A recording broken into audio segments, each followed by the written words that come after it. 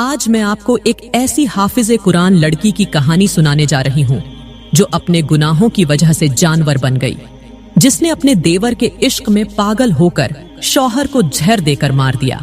پھر قدرت نے اس سے کچھ ایسا انتقام لیا کہ اسے بندر بنا کر سب کے سامنے ذلیل اور رسوا کر دیا۔ میرے بھائیوں، آج کا واقعہ ایک ایسا واقعہ ہے جسے سن کر عورتیں چیخ پڑیں گی، یہاں تک کہ کمواری لڑکیاں بھی توبہ توبہ کرنے لگیں گی۔ یہ واقعہ ان لڑکیوں کے لیے ایک واضح پیغام ہے جو دنیا والوں کے سامنے اپنے گناہوں کو چھپانے کی کوشش کرتی ہے، لیکن یہ بھول جاتی ہے کہ اللہ یہ سب کچھ دیکھ رہا ہے۔ یہ کہانی ایک مولوی صاحب کی ہے جنہوں نے دین کو اپنی زندگی کا مقصد بنایا تھا۔ وہ مسجد میں لوگوں کو دین کی باتیں سمجھاتے اور اسلام کی روشنی سے دلوں کو منور کرتے تھے۔ ان کی سب سے بڑی خواہش یہ تھی کہ ان کی بیٹی حافظ قرآن بنے۔ جب اللہ نے انہیں بیٹی کی نعمت عطا کی تو ان کے دل میں یہی دعا تھی کہ یا اللہ، اس بچی کو ایسا بنا دے کہ یہ تیرا کلام اپنے دل میں محفوظ کرے اور دین کی خدمت کرے۔ یہ بچی جو ابھی توتلی زبان میں بات کرتی تھی، چھوٹی عمر سے ہی قرآن سیکھنے لگی۔ مولوی صاحب اپنی بیٹی کو مدرسے لے جاتے جہاں وہ دوسرے بچوں کے ساتھ قرآن کی تعلیم حاصل کرتی۔ وقت گزرتا گیا اور وہ بچی جو کل تک کھیل کود میں مشغول رہتی تھی، آج ایک حسین و جمیل نوجوان لڑکی بن چکی تھی۔ اس کا چہرہ روشن، آنکھیں گہری اور گفتگو نہایت مہذب تھی۔ اللہ نے اس کے حسن میں ایک خاص کشش رکھی تھی، لیکن وہ اس قدر خوبصورت تھی کہ جو بھی اسے دیکھتا اس کے حسن پر دنگ رہ جاتا۔ مگر یہ لڑکی ہمیشہ اپنے چہرے کو حجاب میں چھپا کر رکھتی تھی، کیونکہ جو عزت دار بیٹیاں ہوتی ہیں وہ اپنے خوبصورت چہروں کو چھپا کر رکھتی ہیں۔ مدرسے جاتے ہوئے راستے میں لوگ اس کے حسن کے دیوانے ہو جاتے۔ جو بھی اس کے ہاتھوں کو دیکھتا وہ بے اختیار تعریف کیے بنا نہ رہ سکتا تھا۔ راستے کے لڑکے جو اکثر فضول باتوں میں مشغول رہتے، جب اس لڑکی کو دیکھتے تو دل ہی دل میں اس کے بارے میں سوچنے لگتے۔ ہر کسی لڑکے کے دل میں یہ خواہش ہوتی کہ یہ لڑکی میری بیوی بن جائے، میری شریک حیات بن جائے۔ مولوی صاحب نے اپنی بیٹی کو ہمیشہ سکھایا تھا کہ بیٹی، حسن عارضی ہے لیکن کردار ہمیشہ رہنے والا ہے۔ لوگ تمہارے حسن کو دیکھ کر متاثر ہو سکتے ہیں، لیکن تمہارے علم اور تقوی سے ان کے دل میں تمہاری عزت پیدا ہوگی۔ یہ لڑکی اپنی پاکیزگی، تقوی اور خوبصورتی کے سبب پورے محلے میں مشہور ہو گئی تھی۔ جیسے جیسے وہ بڑی ہوتی گئی، اس کے حسن کی مثالیں دی جانے لگیں۔ ہر لڑکا دل ہی دل میں یہ خواہش رکھتا تھا کہ وہ اس لڑکی کا شریک حیات بنے، لیکن ان سب میں ایک ایسا دیوانہ بھی تھا جو اس کی محبت میں جنون کی حد تک آگے بڑھ چکا تھا۔ یہ شخص جو نہایت امیر، بااختیار اور سماج میں بلند مقام رکھتا تھا، وہ خود سے کہتا، چاہے میری جان ہی کیوں نہ چلی جائے، لیکن میں اپنی محبوبہ کو اپنی زندگی کا حصہ ضرور بنا کر رہوں گا۔ لیکن مولوی صاحب نے ہمیشہ کہا تھا، میری بیٹی کی شادی اس شخص سے ہوگی جو اسے عزت دے، چاہے وہ کتنا ہی غریب کیوں نہ ہو، کیونکہ دولت کا گھمنڈ ہمیشہ رشتوں کو برباد کر دیتا ہے۔ دوسری طرف جب اس لڑکے کو یہ معلوم ہوا کہ مولوی صاحب اپنی بیٹی کی شادی کسی غریب گھرانے میں کرنا چاہتے ہیں، تو نوجوان نے اپنے مقصد کو پورا کرنے کے لیے ایک نیا روپ اپنایا۔ وہ نہایت سادہ لباس میں ایک غریب دیندار انسان کے حلیے میں مولوی صاحب کے گھر پہنچا۔ نوجوان کے انداز، اس کی باتیں اور اس کے لہجے کی عاجزی نے مولوی صاحب کو متاثر کر دیا۔ لڑکے نے مولوی صاحب سے کہا، مولوی صاحب، میں غریب ضرور ہوں لیکن دل کا امیر ہوں۔ میں وعدہ کرتا ہوں کہ آپ کی بیٹی کو کبھی زمانے کی گرم ہوا تک نہیں لگنے دوں گا۔ اگر اسے کانٹا بھی چبھے تو اس کا درد میں محسوس کروں گا، اس کی بیماری میں اس کا سہارا بنوں گا اور ہر حال میں اسے خوش رکھوں گا۔ مولوی صاحب اس نوجوان سے بہت متاثر ہوئے اور یوں اپنی بیٹی کی شادی اس نوجوان سے کر دی۔ شادی کے بعد شوہر سہاگ رات کے لیے کمرے کے اندر داخل ہوا۔ اپنی شریک حیات کے ساتھ بیٹھ کر اس نے کہا، مجھے یقین ہے کہ اب میری زندگی نہایت ہی خوبصورت گزرے گی۔ سہاگ رات کو شوہر نے اپنی خوبصورت اور پیاری بیوی کو ایک قیمتی موبائل گفٹ کیا جو لڑکی کے لیے کسی خواب سے کم نہ تھا۔ یہ موبائل اس کے لیے ایک نئی دنیا کا دروازہ کھولنے والا تھا۔ क्योंकि उसने अपनी जिंदगी में कभी मोबाइल देखा ही नहीं था। वह एक मौलवी की बेटी थी और मौलवी साहब मोबाइल और टीवी जैसे आलात के सख्त मुखालिफ थे। जैसे ही उसने मोबाइल को अपने हाथ में लिया, उसकी खुशी की कोई इंतहा न रही। उसने जल्दी से मोबाइल को चलाना सीख लिया और जब मोबाइल की स्क्रीन पर दुनिया खुली तो उसे एहसास हुआ कि उसकी अपनी दुनिया के अलावा भी एक दुनिया मौजूद है। अब दोनों मियां बीवी अपने घर में खुशी से रहने लगे। शादी के शुरुआती दिन थे, हर तरफ मोहब्बत और नई खुशियों का समा था। लेकिन बीवी ने आहिस्ता आहिस्ता अपने शौहर से ज्यादा मोबाइल पर वक्त बिताना शुरू कर दिया, क्योंकि यह जो मोबाइल वाली दुनिया है, यह दुनिया बड़ी अजीब है। यहाँ अपनों से ज्यादा गैर अच्छे लगने लगते हैं और फिर अपने भी बन जाते हैं। जब शौहर ने महसूस किया कि उसकी मोहब्बत उसकी शरीक ए हयात से ज्यादा मोबाइल की नजर हो रही है, तो उसके दिल में एक ख्याल आया कि क्यों न कुछ दिनों के लिए दुबई जाकर अपने कारोबार की देखभाल कराऊं। शायद मेरी गैर मौजूदगी में मेरी बीवी को यह एहसास हो जाए कि मोबाइल से ज्यादा शौहर की अहमियत होती है। अपने दिल में इस फैसले को पुख्ता करते हुए उसने बीवी से कहा, क्यों ना मैं कुछ दिनों के लिए दुबई चला जाऊं, कारोबार की देखभाल करके जल्दी वापस आ जाऊंगा। बीवी ने बिना किसी झिझक या कमी महसूस किए फौरन जवाब दिया, तो ठीक है, आप चले जाएं, कारोबार देखें और जब दिल चाहे वापस आ जाएं। बीवी के यह अल्फाज शौहर के दिल पर तीर की तरह लगे। वह खामोश रहा। शायद मोहब्बत की गहराई ने उसे जवाब देने की इजाजत न दी।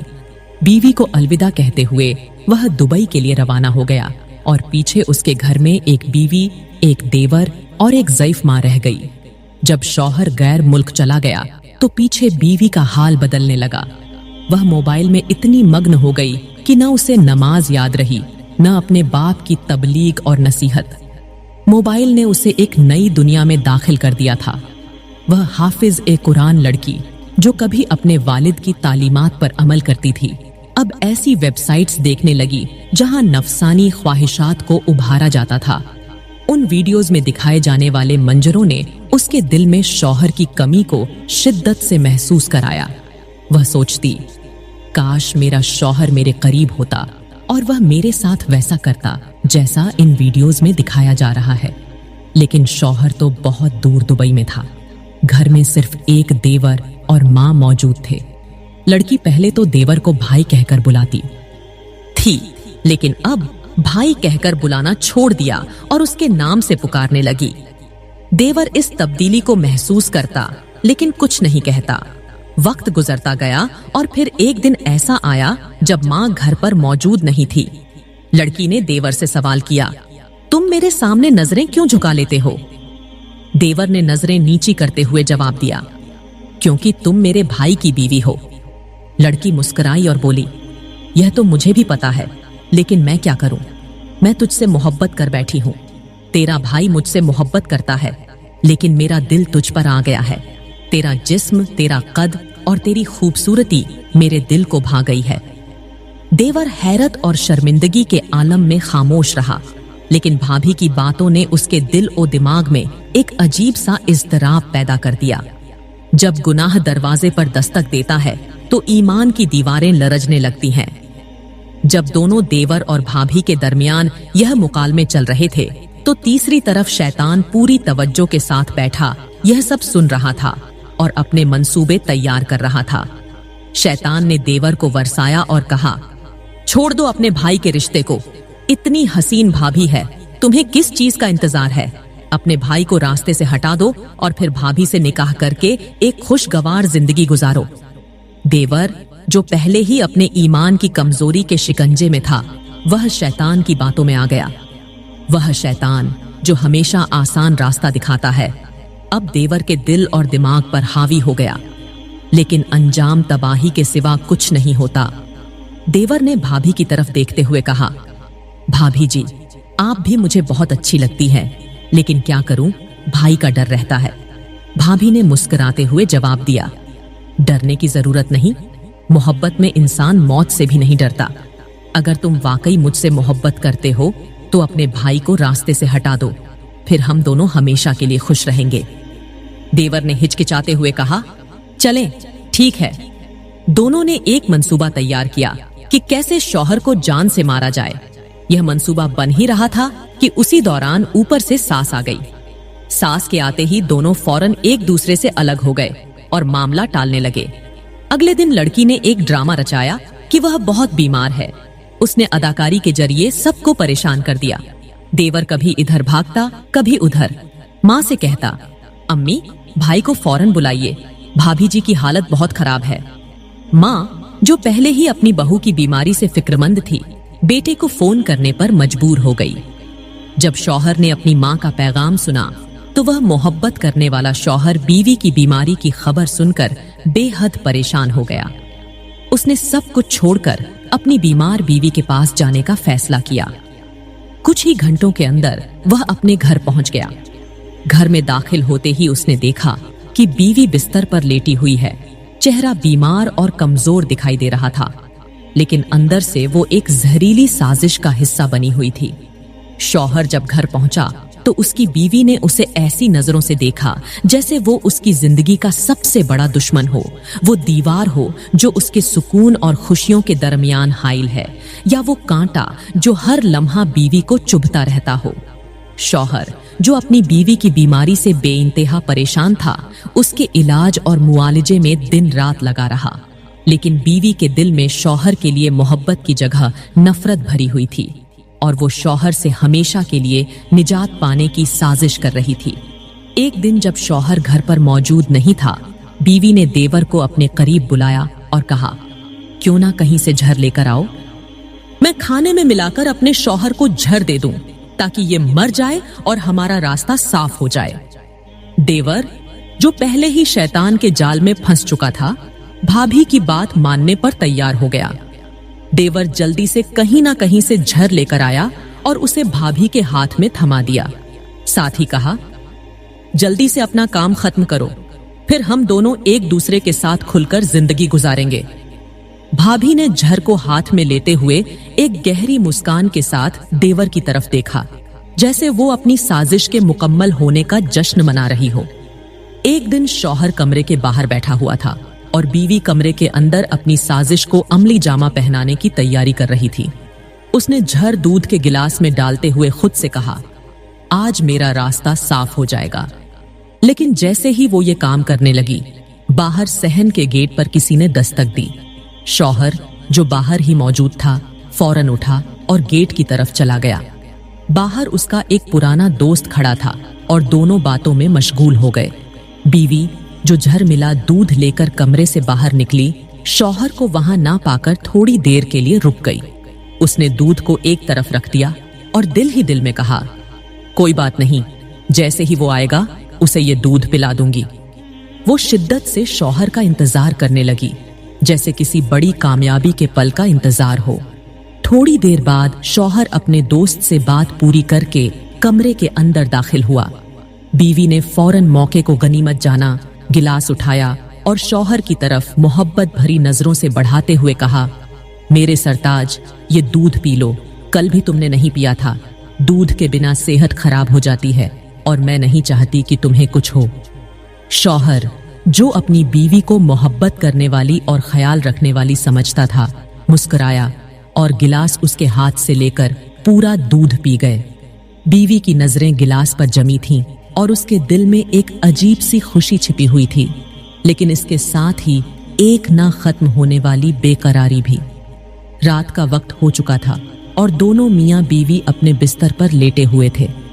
अचानक शौहर ने कर्ब भरे लहजे में कहा, मेरी तबीयत खराब हो रही है। मुझे ऐसा लग रहा है जैसे मेरे पेट के अंदर छुरियां चल रही हों। खुदारा, जल्दी करो, किसी डॉक्टर को ले आओ। बीवी, जो अपने शौहर के मरने की उम्मीद में थी, दिल ही दिल में खुश हो रही थी, लेकिन जाहिरी तौर पर फिक्रमंद नजर आते हुए बोली, अच्छा अच्छा, मैं अभी डॉक्टर को लेकर आती हूं। ये कहते हुए बीवी कमरे से बाहर निकली और कुंडी लगा दी ताकि शौहर अंदर ही रहे और बाहर ना आ सके। उसके बाद वो सीधी देवर के पास गई, जो अपने कमरे में मौजूद था। माँ उस वक्त गहरी नींद में थी और बेखबर थी कि उसके घर में कैसी साजिश परवान चढ़ रही है। बीवी ने देवर को इशारा किया और देवर बाहर निकल आया।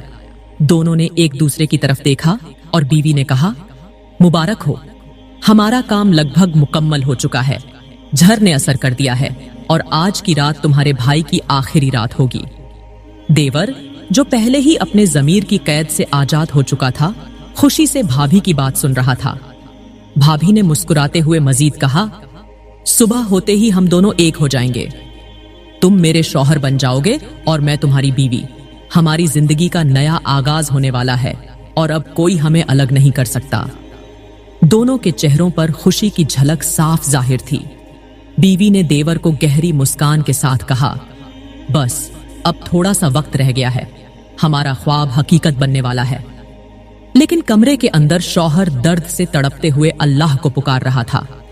आखिरकार दर्द की शिद्दत ने शौहर की सांसें छीन लीं और वो हमेशा के लिए खामोश हो गया। जब बीवी वापस कमरे में आई तो शौहर की मौत का मंजर देखकर खुश हो गई। शौहर का बेजान जिस्म बिस्तर पर पड़ा था और कमरे में अजीब सा सुकूत तारी था।